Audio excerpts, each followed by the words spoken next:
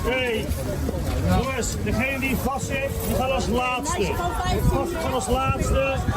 Even gewoon rustig aan mee. Even gewoon rustig mee staan. Free Palestine!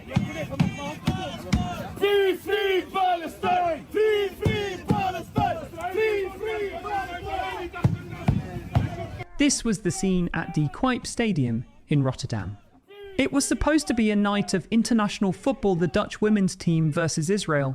But for hundreds of people gathered outside, the game itself was a symbol of something they could not ignore. They were there to protest, to disrupt, and to make their voices heard. What followed was a swift, decisive, and massive police operation, resulting in over 100 arrests. Even afstand.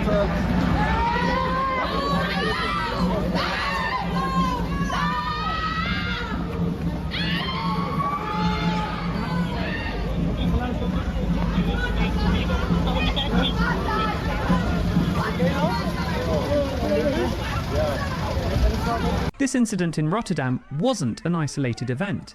It was the explosive culmination of weeks of rising tensions across the Netherlands. From university campuses turned into barricaded encampments to city streets filled with marches, pro-Palestinian protests have been growing in scale and intensity. And with them, an increasingly forceful response from Dutch authorities. Today, we're going deep into this story.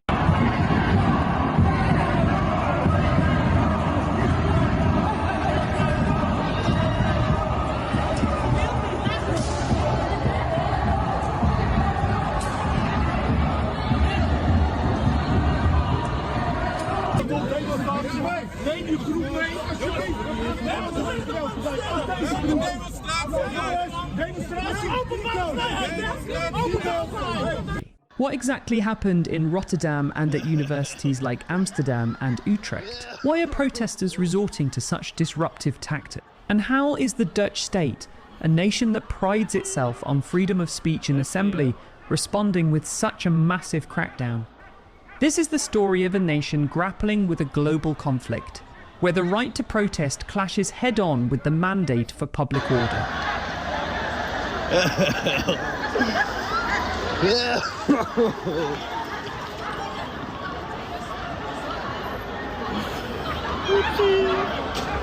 Heftig, hè?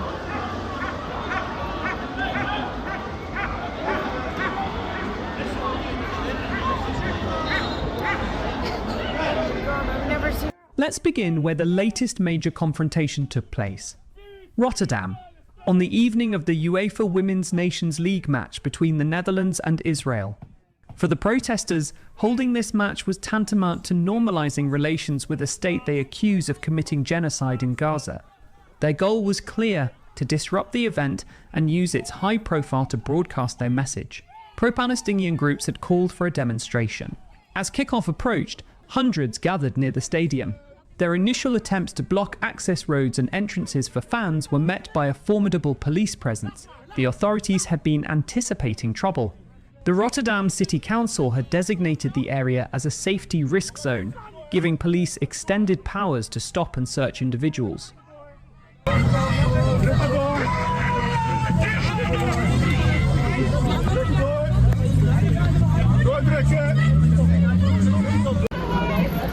afstand.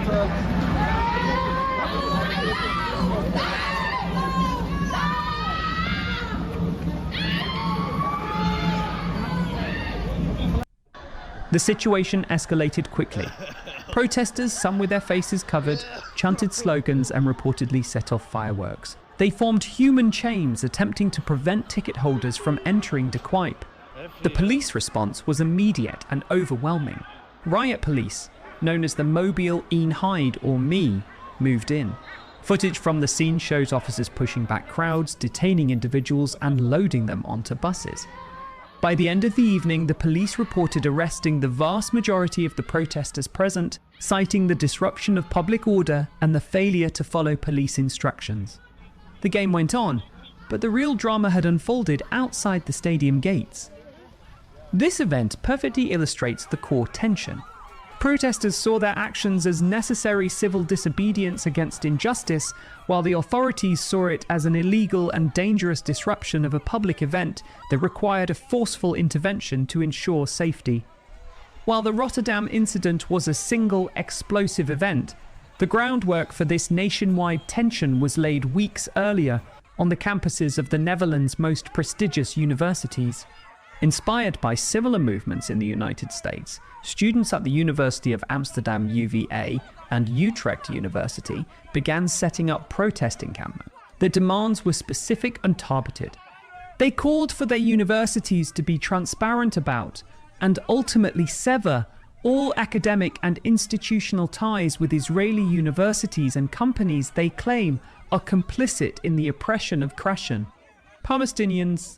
What started as a peaceful Gaza solidarity encampment at the University of Amsterdam's Rooterseiland campus soon escalated.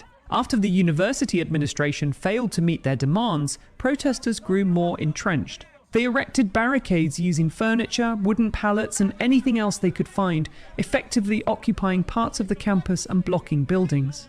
This is where the authorities' approach shifted dramatically. The university board stated that while they respected the right to protest, the situation had become unsafe and was causing significant damage to property. They called in the police. The images that followed were shocking to many in the Netherlands and abroad. Police in riot gear using shields and batons moved in to clear the encampments. In one of the most controversial moments, a bulldozer was used to smash through the protesters' barricades at UvA. Hundreds of students and activists were arrested over several days of confrontations. Similar scenes, albeit on a slightly smaller scale, played out in Utrecht and other university cities. This heavy-handed response drew widespread criticism, with many arguing it was a disproportionate use of force against students. However, the mayor of Amsterdam, Femke Halsema, defended the decision. She argued that the protest had been hijacked by violent elements, that the occupation was illegal, and that the police had a duty to restore order and safety. To understand this conflict, we need to look at the motivations and justifications from all sides. It's a complex web of principles, frustrations, and legal obligations. For the protesters, their actions are born out of a sense of extreme urgency and moral outrage. They see the ongoing death toll in Gaza and feel that traditional forms of protest, peaceful marches, petitions have failed to create meaningful change. Disruption, in their view, is not the goal itself, but a tool. By blocking a highway, occupying a university, or disrupting a football match, they force a society they feel is complacent to pay attention. They argue that Dutch institutions, including their universities, are complicit through their investments and academic partnerships. They see themselves as engaging in a historic tradition of civil disobedience, aimed at forcing these institutions to align their actions with their stated values of human rights and justice. The massive police crackdowns are not a simple story of oppression. They are the result of the complex calculation by authorities who must balance the cherished right to protest against the real-world consequences of disruptive and sometimes destructive actions. What is clear is that this is a defining moment for the Netherlands. The events of the past few weeks have tested the limits of its laws, the patience of its public, and the principles of its institutions. The core conflict in the Middle East continues to rage, and as long as it does, its aftershocks will continue to be felt on the streets, stadiums, and university squares of this nation. The question of where to draw the line between protest and disruption, and between maintaining order and suppressing dissent, will remain at the very heart of the Dutch national conversation. What are your thoughts on this? Where should the line be drawn for protest? Are the actions of the police justified, or a step too far? Let us know your perspective in the comments below. We read them all. If you found this deep dive informative, please consider liking this video and subscribing to our channel for more in-depth